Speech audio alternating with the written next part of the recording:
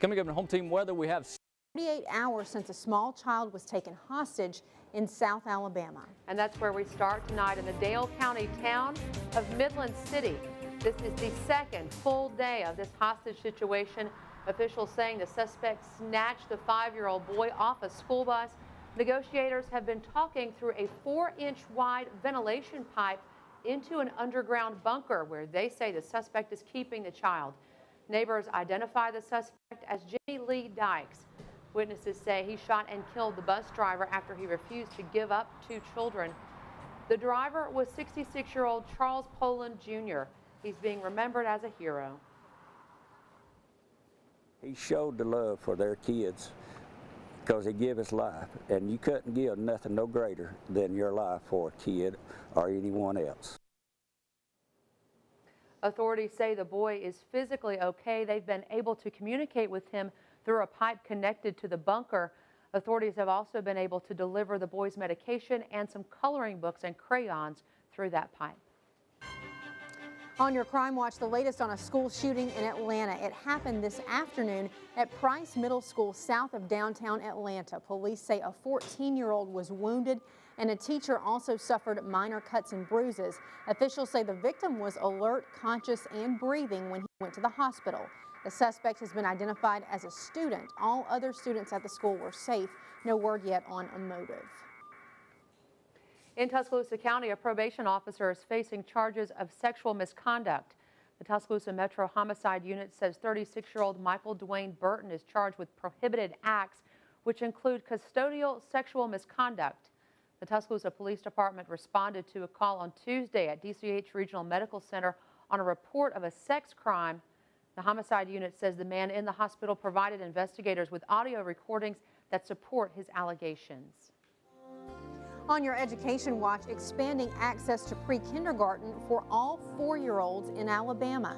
The Alabama School Readiness Alliance Pre-K Task Force is encouraging Alabama lawmakers to increase funding for pre-K during this upcoming legislative session. The task force and local legislators spent their morning in the pre-K class at Holt Elementary School. The task force says just 6% of 4-year-olds in the state are enrolled in first-class pre-K, and they're asking lawmakers to increase funding by $12.5 million to allow for more. There's currently a waiting list for pre-K at Holt Elementary. Task force members say the need is there and it's important for a child's development. 90% of a child's brain develops before that child enters the kindergarten door. So if we are not engaging young children in learning, we're missing out on a critical window of learning and brain development that those children will never get back. Well, it's great to be here and see the success the pre-K class have. I mean, these children are 4 and 5 years old. They haven't entered kindergarten yet. They can read, they know their letters, they can count. The funding request is part of a statewide campaign by the Alabama School Readiness Alliance to fully fund first-class pre-K over the next decade. And speaking of pre-kindergarten, the Tuscaloosa City School System will start taking applications tomorrow for next year's pre-K classes. The applications will be available at all city elementary schools except Tuscaloosa Magnet Elementary during regular office hours and on the Tuscaloosa City Schools website. In addition to the application, you must provide a copy of the child's birth certificate, social security card, blue immunization card, and 3 proofs of residence. People across the South are cleaning up after a 1,000-mile-long storm. The storm system roared across the state, bringing tornadoes, strong winds, and flooding. Among the hardest hit spot, Adairsville, Georgia, where a tornado hit that city, leaving in its path destroyed homes and businesses. The storm set off tornadoes in 6 states, from Missouri to Georgia. In Nashville, 1 man died when a tree fell on his home. Walmart says it's rationing some sales of ammunition because so many people are stocking up on it. A Walmart spokeswoman says supplies are limited, so customers are allowed to buy 3 boxes of ammunition per day. Gun buyers have been snapping up weapons and ammunition because of fears of gun control legislation. Walmart says it's working with suppliers to get more ammo in its stores to meet demand.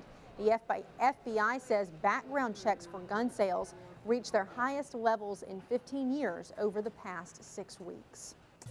On your health watch, finding the truth in all those weight loss tips. When it comes to losing weight, there's a lot of information out there, everything from old wives' tales to modern day blogs on the internet. And as part of our Eat to Lose series today, we're looking at some popular diet myths and separating fact from fiction. Holly Furfer has more. For any weight loss journey, there are a few rules of the road. Registered dietitian Marissa Moore says it's important to know the difference between good directions and those that are, well, not. Here are some questions clients often ask Moore. First, do carbs make you fat? Well, that depends on how much you eat. The truth is, if you overeat on carbohydrate, protein, or fat, you can gain weight. Limit your pasta to no more than about a half a cup to a cup at a time and focus on whole grain options. Okay, so what about fat itself? Does fat make you fat? Well, not all fats are created equal. Some sources of good or healthy fats include nuts, avocados, olive oil, and peanut oil. So eat fats like these because having a modest amount of fat in the diet can actually help you to feel full a little faster, so you eat less. But eating saturated fats, such as you find in some desserts, fried food, or fatty meats, can lead to weight gain, so try to limit these. Finally, can I maintain my weight loss without working out? It's a myth that you can keep the weight off without exercise. Exercise is an essential part of weight management and living a healthy life. So lace up and get moving. Happy travels. For today's Health Minute, I'm Holly Furfer. A well-known ESPN broadcaster spent some time today in Tuscaloosa. Yeah, had a big crowd. ESPN's Reese Davis spoke to University of Alabama students. Davis is a graduate of the capstone. You may recognize him from College Game Day or College Football Live. Davis shared stories about his career and life experiences and told students no matter what their passion in life is, to make sure they stick with it. It's really not any different than sports or any other walk of life. I mean, how many actors have we heard that people say, no, you'll never make it in that? You know, writers, you'll never make it, you should do something else. It's basically, my message to them will be, if you want to do it, you can do it. It doesn't matter where you're from. You don't have to be from New York City. You don't have to have gone to Syracuse. You can make it if that's truly what you want to do. Davis said it was a very humbling experience to be back on campus